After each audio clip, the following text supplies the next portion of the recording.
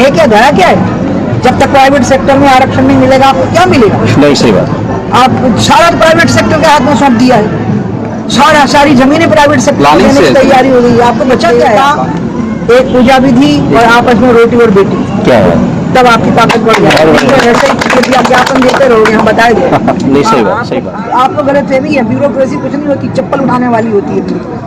चप्पल उठाती है हमारी, हमने पोस्टिंग दे रहे हैं, हम प्रमोशन और डिमोशन दे रहे हैं, उनकी कोई औकात नहीं। असली बात है कि हम ब्यूरोक्रेसी के बहाने से अपनी राजनीति साधते हैं।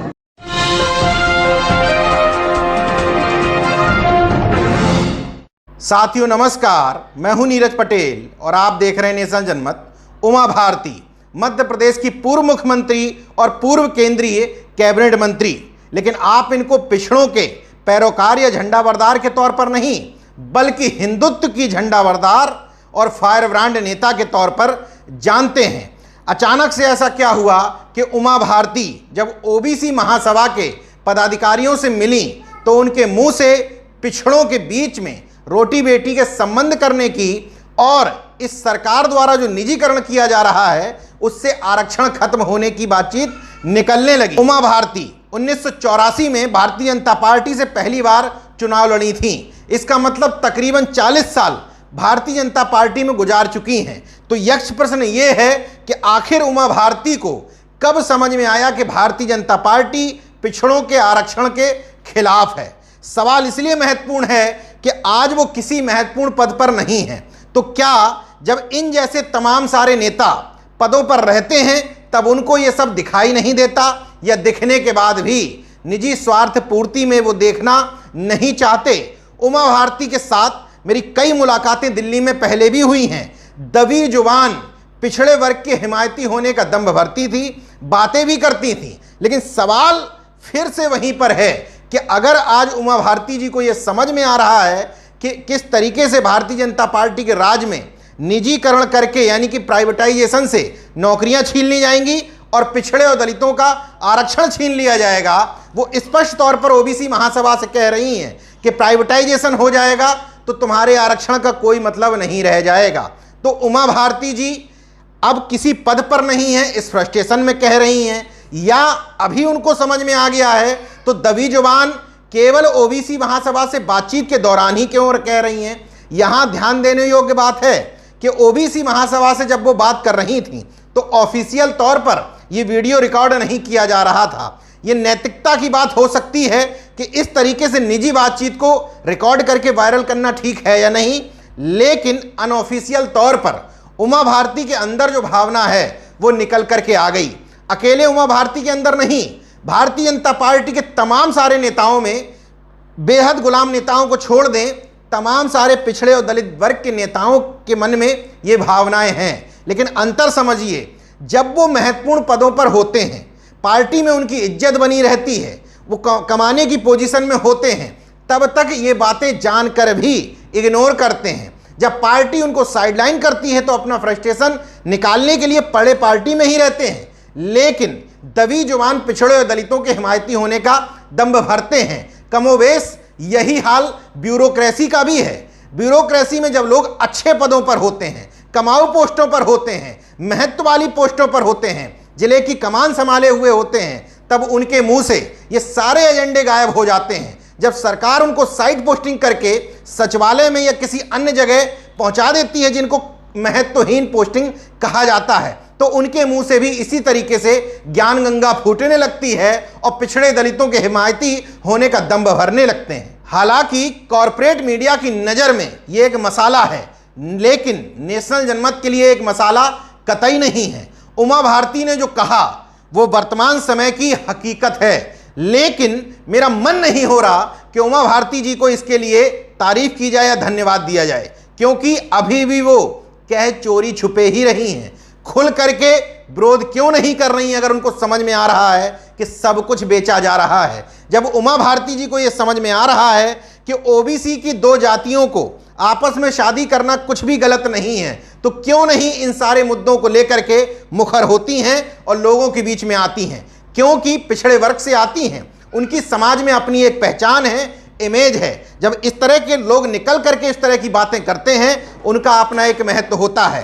हालांकि फिर भी उन नेताओं से तो बेहतर हैं जो अभी भी गुलामी में सिर झुकाए हुए 10-10 साल के लड़कों के केवल एक जाति के होने के कारण पैर पखार रहे हैं। उन नेताओं से तो ज्यादा बेहतर हैं जो मोदी को दलितों का प्रभु श्री राम बता रहे हैं और अंबेडकर महासभा की तरफ से राम मंदिर में ईंट भेंट कर रहे हैं।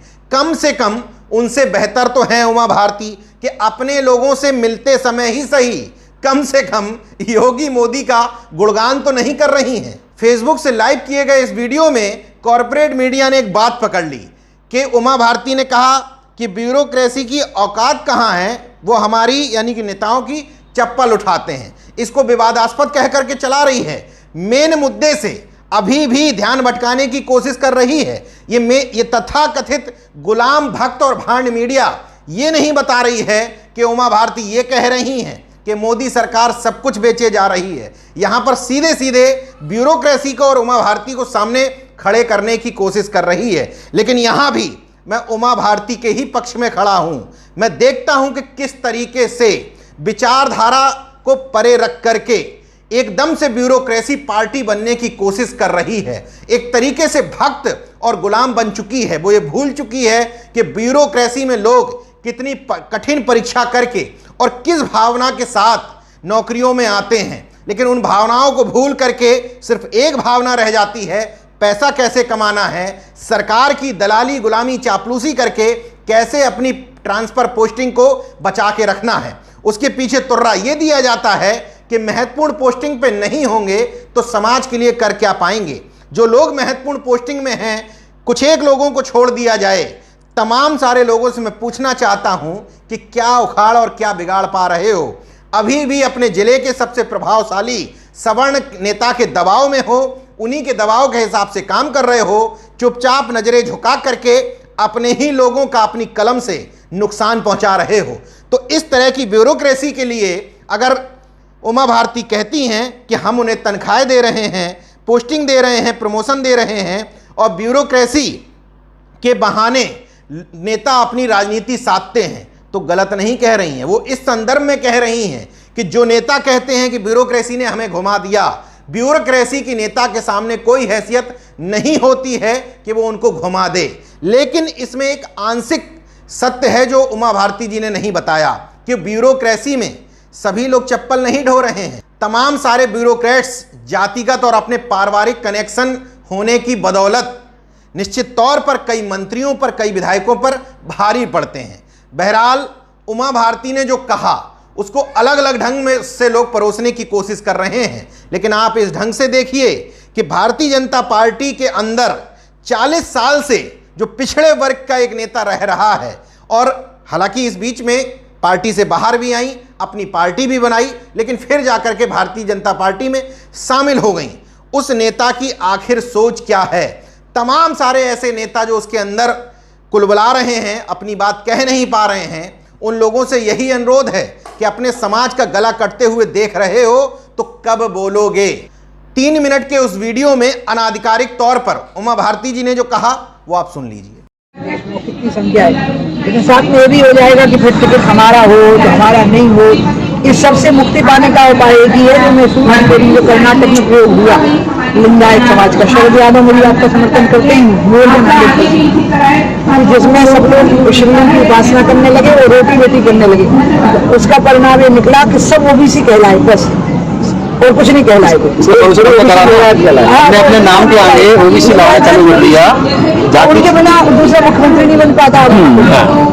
ये हम लोग भी जातिगत गणना हो जाएगी, दबाव बन जाएगा तो हो जानी है, सामने आ जाएगी बात, लेकिन उसका परिणाम क्या निकल रहा है? नहीं तो उसकी छूट नहीं होगा।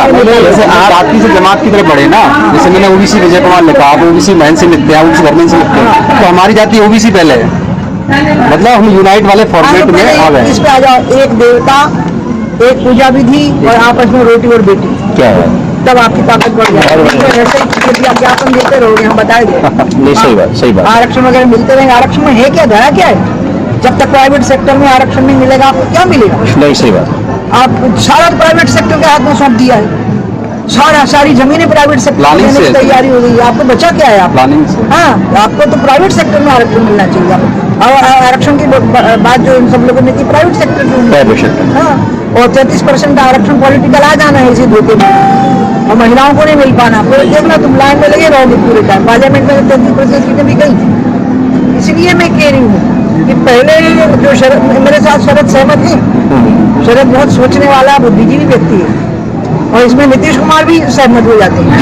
हाँ, कि आप पहले यहाँ से शुरुआत तो करो। वो अलग बात है कि ओबीसी की गणना करो, जातिगत गणना करो, लेकिन तुम तो छोटी छोटी बात पर लड़ पड़ते हो। मिट्टियों की संख्या क्या चली गई, तो उनकी मिट्टियों की संख्या क्या चली गई, तो मिला के खा लो, ये बंद करो। सही बात। हाँ, पहले हमको हम नाम नहीं लेंगे, गाँव में हो गया तो मैंने डांटा भी उनको बहुत कस के, वो भी ओबीसी, वो भी मान लो उनको ब्याह कर लो, क्या परेशानी। सही बात। हाँ, क्या मेरे को बताया लड़के में क्या कमी है, कहीं दुराचारी है, व्यभिचारी बोले नहीं है। तो इसलिए थोड़ा सा ये सब चीजों पर जब आ जाओगे ना, और प्राइवेट सेक्टर पे दबाव बना दो, इसको करो। दूसरा जो बात कही तो बहुत मतलब क्या बोलते प्लेसेस, और ना हर जगह पे निकाल दिए कि आरक्षण आ ही नहीं पाया। वही बात है ना, एकलपति ये नेता ही घूमने देते हैं ऐसा। आपको गलत फहमी है, ब्यूरोक्रेसी कुछ नहीं होती, चप्पल उठाने वाली होती है, चप्पल उठाती है हमारी। हम लोग ही राजी हो जाते हैं उसके लिए जी। हम अलग से हमें समझाया जाता है, आपका मतलब अगर आप ऐसा हो गया तो आपको क्या लगता है कि ब्यूरोक्रेसी नेता को घुमाती है? नहीं नहीं नहीं, अकेले में बात हो जाती है पहले, फिर ब्यूरोक्रेसी घुमा के लाते। 11 साल केंद्रीय मंत्री हुए, मुख्यमंत्री हुए, पहले आपस में बैठ के इनको पता मेरे को वही थे, पहले हमसे बात होती है, डिस्कशन होता है, फिर फाइल प्रोसेस। सही बात। ब्यूरोक्रेसी घुमाती है, घुमाई नहीं सकती। उनको औकात क्या है? हम उन्हें तनख्वाह दे रहे हैं, हम उन्हें पोस्टिंग दे रहे हैं, हम प्रमोशन और डिमोशन दे रहे हैं, उनकी कोई औकात नहीं। असली बात है कि हम ब्यूरोक्रेसी के बहाने से अपनी राजनीति साधते हैं। नहीं साहब, पर एक चीज और है कि अगर जनगणना होती है और आप जैसे लोग सामाजिक न्याय जो आपने अपने मुख्यमंत्री काल में आपने सभी लोगों को बोलूंगी, जब सारी जातियां एक मन से प्रस्ताव पारित करेंगी जाति का जनगणना, तभी बोलूंगी कि अब हम आगे से वोट करेंगे। वो हम हर मंच से बुलवाएंगे, हर मंच से। तो अगर आपने मेरा YouTube चैनल सब्सक्राइब नहीं किया तो प्लीज़ सब्सक्राइब कर लें और उस बेल आइकन पर जरूर क्लिक करें, जिससे जो मेरे न्यू वीडियो हैं वो आप देख सकें।